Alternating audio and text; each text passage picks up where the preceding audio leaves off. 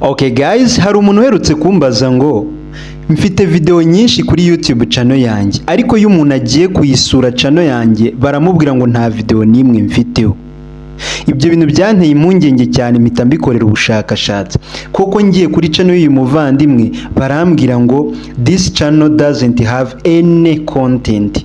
Byarambabaje cyane, kandi nzi ko uyu muvandimwe afite video nyinshi zigisha ibintu bijyanye na siporo.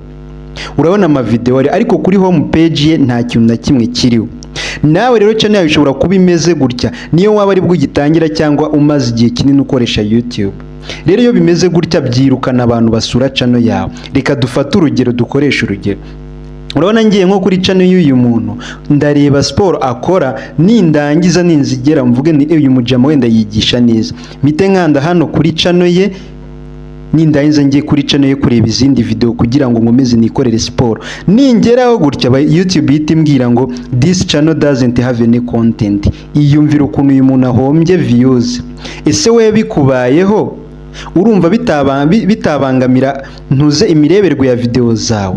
Ni bibi cyane. Bungubu yaba nsanze izindi video hano mba mpise nzikandaho nkahita ntangira kwirebera ukuntu umuntu akora sport. Niyo mpamvu rero byese bimbaza ndavuga ni ibintu bikemuka bite. Nibuka ko hari n'abantu benshi bafite icyo kibazo, ndavuga ni kankikemura. Urabona kugira ngo uyu muntu ngere kuri videos biransaba gukanda hano handitse video gutya. Urumva rero ariko mbere na mbere nimba YouTube yamakaniye nakabaye nigende hakiri kare. Ni gute rero wabikora mu kanya gatoya ukanze rimwe ugahita usanga channel yawe imeze nk'iyi yanjye Gatari Fred? Wakanda ungiyeho gutyo ugahita usanga ama video yose yidisplayinze kuri home page. Nkuko ubibona ngiye kuri home page hariho video, ntago ari ngombwa gukanda hano ngo ubone video zanjye kuko kuri home page ziriho. Ugahita uhitamo izo ushaka. Hano rero ngiye kubakorera iyinuze, ngiye kubereka uburyo turi butangire ufite ikibazo cyiyica nimeze gutya, hanyuma mu kanya gatoya ndaba nyiguhinduriye ngufashe tuyihinduye imere nk'iyi yanjye. Ngiye mugiye kubana nitwa Gatari Fred. Nimba nawe iki kibazo wari ugifite ntugire ikibazo kigiye gukemuka, nimba uri mushyashya ugeze hano tuguhaye ikaze gukora subscribe, ufungure inzogera nawe tubaze ikibazo ufite muri comment nta kibazo. Hanyuma wibuke ko Twika SMM ariyo company nyarwanda yiyemeje gufasha aba content creators bose kuva hasi bakagera nabo aho bagira. Baraguha ama YouTube channel monetize ku giciro cyiza, baragufasha kubona aba subscribers, baragufasha kubona aba followers kuri Instagram, kuri TikTok, Facebook ndetse n'ahandi. Ndetse nushaka n'ubujyanama fata nimero yabo ubavugishe. Twika SMM baragufasha kuzizamura. Uri mu Rwanda cyangwa mu mahanga andika kuri WhatsApp 0779255661 cyangwa se usure website yabo ni wa3.twika.smm.com, hanyuma bahite bagufasha. Reka dutangire turebe. Nimba rero nawe wasanze channel yawe imeze gutya, uraza kugira ngo utangire urabikuramo ibi byose, hanyuma ujye muri browser yawe, ujye hano ukande kuri Chrome gutya, nurangiza uze hano wandikemo wenda uti hano muri search hejuru wandikemo uti youtube.com akarongo kaberanye dashboard gutya. youtube.com akarongo kaberanye dashboard, ukande enter gutya.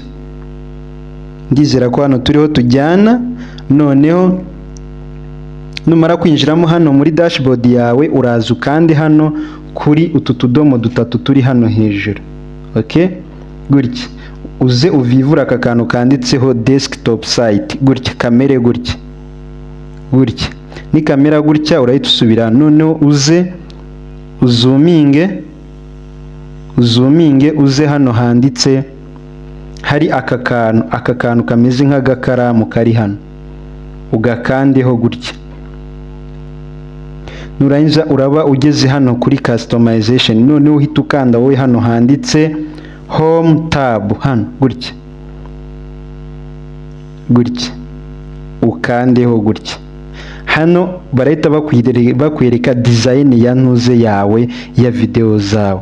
Nukuvuga ngo urahita uzaho urebe ngo nk'ubu ngiye kubera ariko bisanzwe bimeze. Urabona ko video zanjye zidesigninzeho neza, baranyereka uburyo bitondetse. Wowe rero ngwino urebe kano kantu ko gafunguye, aka kantu kari iburyo hano, usanga kadafunguye ugafungure.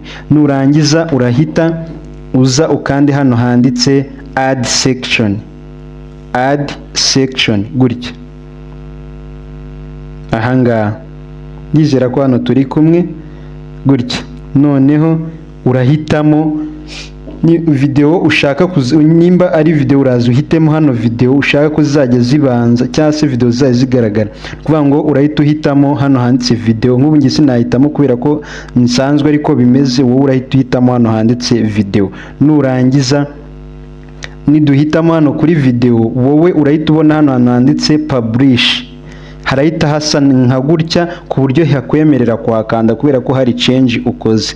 Noneho umaze guhitamo hano video, uhite wowe ukanda hano handitse publish gutya. Noneho ibintu byawe biraba byose birangiye uhisemo ku buryo channel yawe video zizajya zigaragara kuri Nuzi. Ndizera ko aka kantu kumvishe. Nimba utakumvishe neza reka nkagusubiremo gato. Jya muri dashboard yawe ukoreshe Chrome, hanyuma uze ukande hano kuri add section gutya, hanyuma ukande kuri video ahangaha. Nimba udasobanukiwe neza usubize inyuma video gatoya ubirebe. Icyo gihe numara gukanda hano hejuru kuri publish, uraza kuza kuri YouTube channel yawe gutya nk'abandi bana, hanyuma uyikande usange video zawe nawe zitondetseho nka gutya. Okay, zitondetseho nka gutya. Ndizera ko umuntu wari ufite iki kibazo, umuntu wari wakimbajije, nimba naratinze nizere ko yambabariye. Hanyuma nimba kandi nawe iki kibazo gikemutse wari ugifite, ukandi subscribe, ukandi like, ubimbwire muri comment. Hanyuma mwibuke mukore subscribe kuri iyi YouTube channel yitwa Kida Fitness 55, nayo ni y'umuvandimwe mu musupporting. Urabona ko atumye tumenya ikibazo kandi gihuriweho n'abandi bantu benshi. Murakoze cyane, ndabakunda. Nitwa Gatari Fred. Bye.